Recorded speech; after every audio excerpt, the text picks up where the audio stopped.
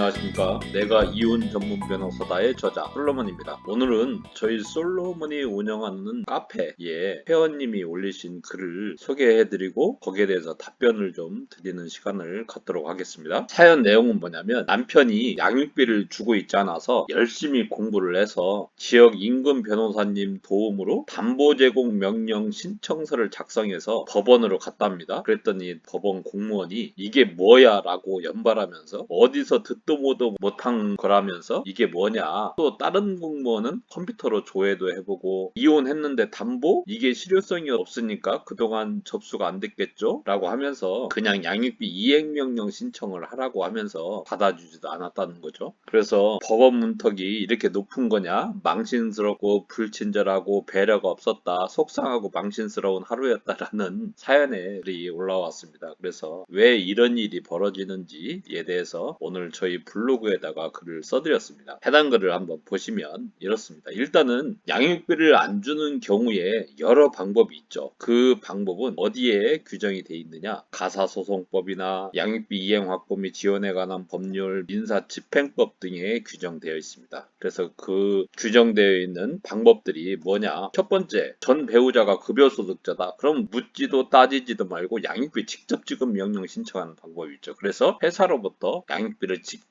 받아내는 거죠. 두 번째, 양육비 담보 제공 명령 신청을 해서 담보를 제공받습니다. 그런데 담보 제공이 이루어지지 않는다? 그럼 일시금 지급 명령 신청. 양육비를 일시금으로 받는 방법이 있죠. 세 번째, 전 배우자의 부동산 급여 통장을 압류해서 강제로 받아내는 방법이 있죠. 또 네 번째, 양육비 이행 명령 신청하는 방법이 있습니다. 그렇게 강제를 해보고 그래도 안 준다? 그럼 과태료 부과 신청, 감치 명령 신청을 해서 양육비 채무자를 30일 내의 기간 동안 감치시키는 방법이 있습니다. 다섯 번째, 이번에 개정된 방법이죠. 법원에 감치 명령이 있었어요. 그런데 지급하지 않아요. 그럼 신상공개, 운전면허 정지, 출국 금지, 형사 고소해서 형사 처벌시키는 방법 등 크게 5가지 방법이 있습니다. 그 중에서 이번에 카페 회원님이 이용하신 방법은 이 두 번째 방법이죠. 양육비 담보 제공 명령 신청. 이렇게 방법이 있는 겁니다. 법에 규정되어 있으니까 회원님은 담보 제공 명령 신청서를 작성해서 법원에 갔는데 법원 직원이 알지 못하는 거예요. 보통은 안 하거든요. 이게 변호사님도 잘 모르는 규정입니다, 사실은. 그러니까 법원 직원도 잘 모르니까 접수를 안 해줬던 거죠. 그냥 흔하게 하는 이행명령 신청을 하라고 했던 겁니다. 하지만 이거는 분명히 가사소송법 제63조의 3, 또 양육비 이행 확보 및 지원에 관한 법률 제18조에서 규정되어 있습니다. 그리고 대법원이나 서울가정법원 사이트에도 그 신청서 양식이 게시되어 있습니다. 이미. 한번 볼까요? 한번 보겠습니다. 서울가정법원 한번 가보죠. 서울가정법원 가서 양식을 봅니다. 양식으로 들어가서 담보 제공이라고 쳐보겠습니다. 자, 그러면 여기 있죠. 담보 제공 명령 신청서. 한번 클릭해 볼까요?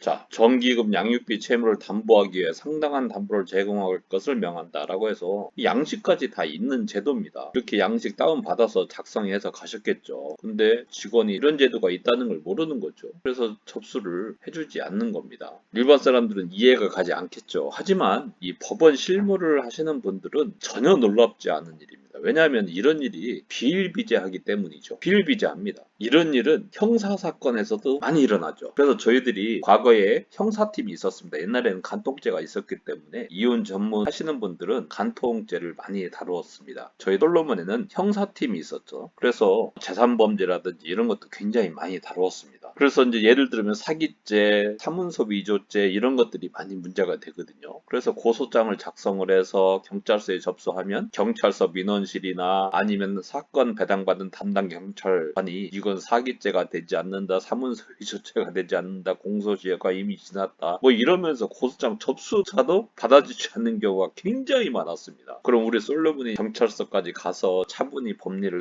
또 설명을 또 해주고 판례 뽑아서 갖다 주고 막 합니다. 그런데도 이제 설득이 안 되는 경우가 있어요. 그러면 뭐 책상도 막 내리치고 막 싸우고 그랬던 적도 있습니다. 그래도 안 돼요. 그래도 안 되면 어쩔 수 없습니다. 담당 경찰서 내에 감사실이 있거든요. 감사실로 가서 이제 감사 요청하죠. 그러면 이제 그때서 이제 사건이 진행이 된 적도 있고 또 담당 검사와 실갱이 한 적도 있고 이렇게 사건 처리를 하려면 굉장히 힘이 드는 경우가 많이 있습니다. 왜? 법에 대해서 잘 모르니까. 경찰관이 어떻게 알겠습니까? 검사님도 잘 모르시는데. 그리고 형사사건이 이제 경찰서 단계까지는 잘 진행되다가 사건이 검찰청에 송치된 이후에 또 검사님으로부터 전화가 오는 경우도 많이 있었습니다. 그래서 전화를 하셔서 이거 사건도 안 되는 걸 왜 고소했느냐, 이거 어쩌자는 거냐라고 하면서 빨리 고소 취하를 해달라라고 종용하기도 합니다. 그러면 이제 우리가 검사님하고 막 대판 싸우고 그럴 수도 없으니까 의견서를 제출해서 설득해보고, 그래도 잘 안 통하면 뭐 재항고, 재정 명령 신청 절차를 통해서 다투어서 사건을 처리하는 경우도 굉장히 많습니다. 자, 그러면 판사님은 이런 일이 없느냐? 아닙니다. 비일비재합니다. 최근에 있었던 일을 예를 들어볼까요? 면접교섭에 관한 민법 규정이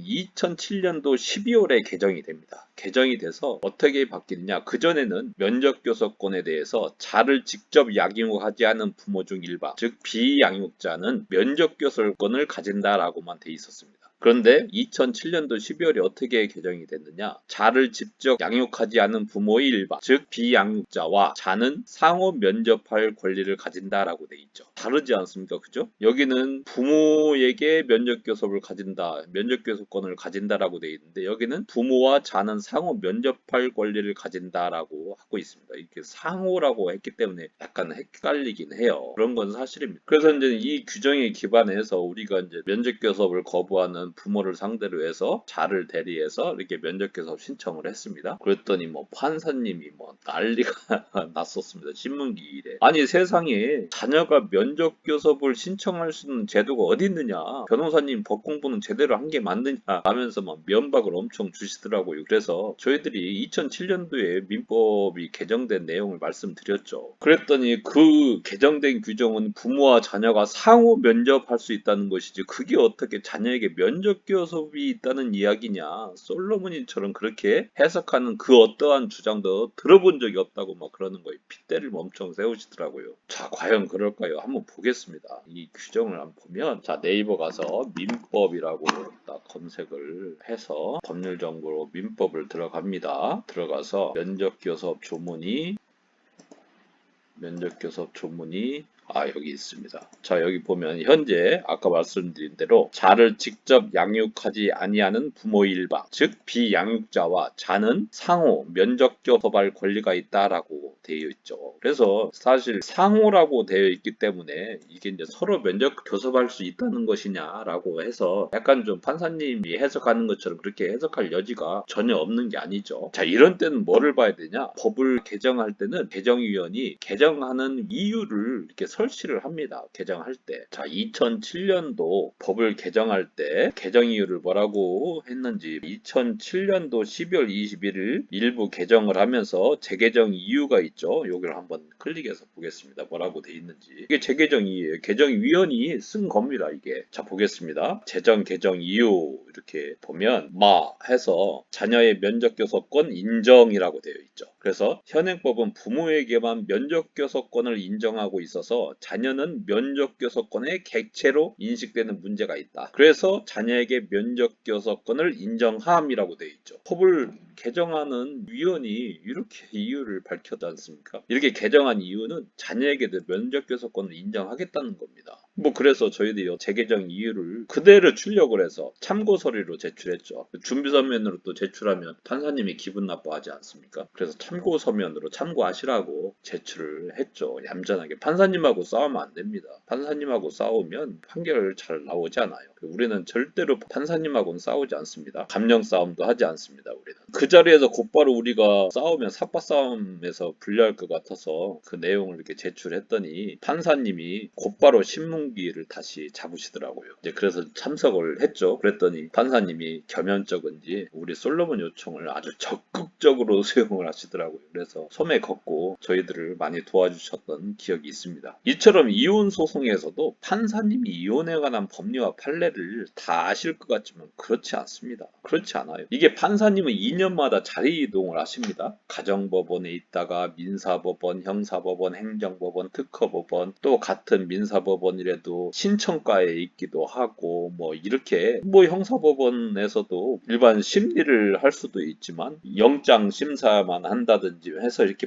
봅니다. 근데 이제는 판사님의 입장에서는 가정법원에 있는 걸 별로 안 좋아합니다. 경력에 가정법원 판사에 있는 거를. 그래서 가정법원은 빨리 2년 채우고 빨리 옮길 생각을 합니다. 그래서 이제는 이혼 관련 법에 대해서 많이 지식이 부족할 수밖에 없습니다. 그거는 어쩔 수가 없는 거예요. 그래서 이혼 소송을 할 때 판사님께 법리와 판례를 얌전하게 기분 안 나쁘게 또 설명하고 판사님을 설득해 나가야 되는 부분이 굉장히 어려운 부분입니다. 법 실무가 그런 것이죠. 법이라는 것이 그 양이 워낙 방대하고 그 내용 또한 너무 어려워서 법 공부를 마친다, 마스터한다, 끝낸다 이런 개념이 있을 수가 없습니다. 법을 완전히 알려면 하나님이 돼야 됩니다. 세상의 모든 돌아가는 것도 알아야죠. 법도 알아야죠. 시행령, 시행규칙, 조례도 알아야죠. 이게 공부할 게 뭐 무한대입니다. 무한대. 그러다 보니 그 모든 것을 안다는 것이 불가능한 겁니다. 실제로. 여러분들 이런 걸 알고 계셔야 돼요. 그러다 보니 제 아무리 판사님이나 검사님이라고 하더라도